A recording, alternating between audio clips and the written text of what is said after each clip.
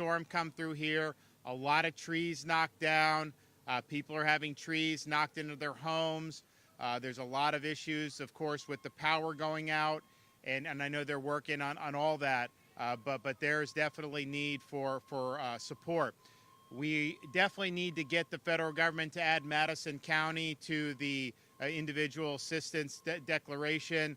They got hit. They clearly merit it. I think we're going to probably get that because there was a lot of damage that had happened there. We do have a number of groups. So we've got our Florida State Guard out here helping with the pods. So we're doing water, we're doing MREs, tarps. We had some of these pods. I was in Madison County. We had our Operation Barbecue providing hot meals. We also had Sonny's helping with the first responders. I visited the Waffle House in Madison. It opened like 4 or 5 hours after the storm went through. They were back open and doing that.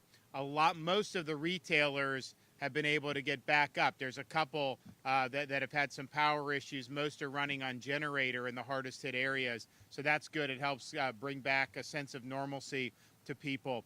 We're now at about 400 and I think almost 480,000 accounts have been restored to power since the storm hit. And the outstanding without power is approximately 84,000. And that's heavily concentrated with some of the electrical cooperatives. So Duke Energy has put forward its schedule to be able to get all of its customers in the hard-hit counties back online. You're going to see a lot today, tomorrow, and then by Sunday night. And then we have all these other linemen that are here that can help the electrical cooperatives get those folks back online in places like Madison, Hamilton, Suwannee, Taylor counties. It's very important that that we have all hands on deck for that mission. So I'm happy that we have so many people in state that are stepping up to the plate. We're going to continue to be monitoring for the different types of damage assessments, but I definitely think that in some of the north central Florida, just because of all the debris and the trees, you're gonna have a lot of homes that are gonna end up having been impacted on this. Just from me talking with people who were out, telling me about one couple said they got 2 trees off their house already. They got 1 more to go. And it doesn't mean that the house, won't be habitable, but it does mean that these are some serious challenges. So I want to make sure that we've got support available for folks. So we definitely anticipate adding Madison County to the major declaration so that they're available, so they have individual assistance available. We're waiting on the IRS to approve one of the charities that DEM created to be able to use Florida Disaster Fund for relief for people on really a flexible basis. That could be something that would be very, very positive. We do have these pods. We're going to keep the pods until they're not needed. I think you'll probably see, particularly in some of the harder hit areas, the next few days, you're probably going to have a lot of traffic at the pods. But then I think as everything kind of goes more back to normal, I think people start to settle in. At least that's the hope that we see. But we're flexible. We're going to be willing to do what it takes to be able to get the job done. So I want to thank everybody. I mean, I've seen folks from all over the state that have surged to this area to help, whether it's on our urban search and rescue teams, whether it's sheriff's deputies from other parts of the state, police officers, firefighters, you name it. It's really been a team effort, all hands on deck, and we're going to keep doing that to be able to get everybody back on their feet. Okay, we're going to hear from a couple other folks momentarily. First is going to be Siobhan Harris, our DCF secretary. Then we're going to hear from Representative Fabricio, who's also part of the Florida State Guard. Then we'll hear from our Congresswoman, Kat Kamick. So, Siobhan? Thank you so much, Governor. My name is Siobhan Harris. I'm the Secretary at the Florida Department of Children and Families. First, my thoughts and prayers go out to all of those impacted by this storm. We're so fortunate to have a governor like Governor DeSantis, including the Lieutenant Governor, the First Lady, and so many other elected officials who have been steadfast in their leadership in supporting those impacted. I want to also thank our first responders, the linemen, everybody who is standing ready to support those. We know in the aftermath of a storm, it can be rather overwhelming. At the department, we have a number of resources that are ready to be deployed to support families in need. This morning, we announced that we stood up 3 family resource support centers in Madison, Taylor, and Suwannee counties. These centers were critical following Hurricane Ian. The centers are staffed with skilled and compassionate teams, including Hope Navigators, crisis counselors, and other program experts who specialize in helping people through the recovery process. We're also grateful for the many partners who are co-located with us and offer a number of supplies. So if you're in this local area, you can visit our website at www.myflfamilies.com. Look for the locations of our family resource support centers. Like I said, there will be counselors there, Hope Navigators, as well as food and other kinds of supplies that may help. We also announced a new component of our Hope Florida initiative, the Hope Bus, which will place Hope Navigators in communities of need. We're really excited about this launch. The Hope Bus is able to reach populations that may have challenges with transportation and certainly will be helpful in traveling to communities that have been devastated by the storm. The Hope Bus is a part of the First Lady's Hope Florida program, which has been transformational within the department. We're so thankful for, again, the First Lady's support and leadership always. Again, the people of Florida are so lucky to have the governor and so many leaders who are leading the way throughout the recovery efforts. Okay. Thank you, Governor. I want to really take this opportunity. My name is Tom Fabricio. I'm a member of the Florida State Guard and a member of the Florida House of Representatives. I represent an area down in South Florida and northwest Miami-Dade County. I was one of the co-sponsors for the bill that created the Florida State Guard and expanded it to where it is today.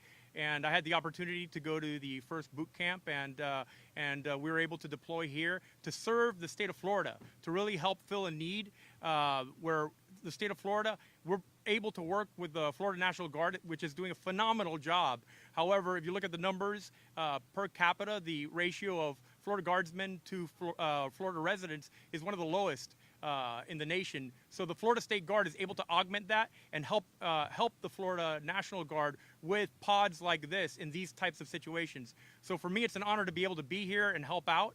And I know it's an honor for all these men and women of the Florida State Guard to be here and help out and serve our state. Thank you so much. Okay, Pat? Well, this is one of the challenges when you have a podium that's nearly your size. At 5'3", it's easy to actually be almost eye level with the podium, so I apologize.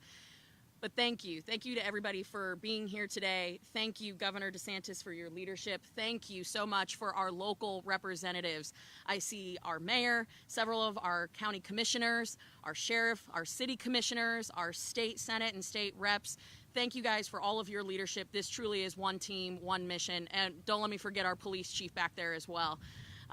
It has been really remarkable what has happened in the lead up to this storm. If you had any questions about what Florida Strong looks like, you're seeing it. This is what good, solid, focused, disciplined preparation looks like pre, during, and post-storm. I want to thank the National Guard for all of their efforts and for deploying and being out here along with our Florida State Guard, as well as all of our first responders. You know, as the wife of a first responder, it is incredibly important that we recognize the sacrifices that they make along with their families when they leave their own homes in the time of crisis, in a time of a disaster bearing down on our state, on our communities. They leave to go take care of others. And so thank you not just to our first responders, to our military, but to their families as well. Something that hasn't been mentioned yet here today is really the impacts that this storm will have long-term, not just on our communities, but on our agricultural sector. Here in Suwannee County, along with Hamilton, Madison, Lafayette, Dixie, and Levy County, we are going to sustain tremendous agricultural losses. And when you think about the impact that that has on our communities, the jobs that it provides, the local economic impacts, it will be felt very, very strong and deep. So I want to make sure that folks recognize that our producers who are struggling to get back on their feet, who provide jobs in our communities, as well as feed our communities, our state and our nation, are recognized for the challenges that they are going through.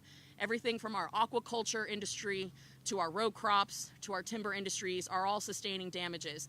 And finally, I would like to thank our linemen who are quick to get our power back on. They have done a remarkable job given the strength of this storm. The response has been tremendous. So again, thank you, Governor DeSantis. Thank you to the entire Florida team, the emergency management, as well as FDOT for clearing roads and getting people back on the way. So thank you again, and God bless.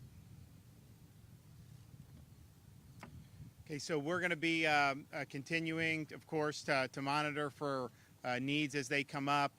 Clearly, just because you have the surge at the coast, the damage was not limited to that. I mean, it ripped through all of north central Florida, so there's a lot of stuff that's going to need to be done, and we are going to be here to help bring this all in for a landing. So I thank everyone for all their hard work.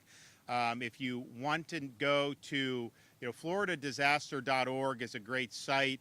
It will have information on these points of distribution. So if you want to know, like, hey, you're in Suwannee, where's the closest pod? You can get the address. You can see what they're doing behind me. So that's a great resource. And as more things come online, there'll be more and more of that's put on that website. So floridadisaster.org is a great resource. Check it out if you have any questions. Okay, do we have any questions? Yes. Federal coordination, by and large has been fine. We did request the major disaster declaration. That was granted, but not granted for Madison County. It was granted for Suwannee and the other counties that were in the eye of the storm. So we've asked for the Madison. I think that's very, very important. I mean, they got hit very hard. It's also a community that isn't used to necessarily getting hit by hurricanes the way this one was. So it's totally appropriate that they have access to individual assistance, and I think we'll end up getting that, but that is still pending. All right, well, thanks, everybody. We'll have an update later. Thank you.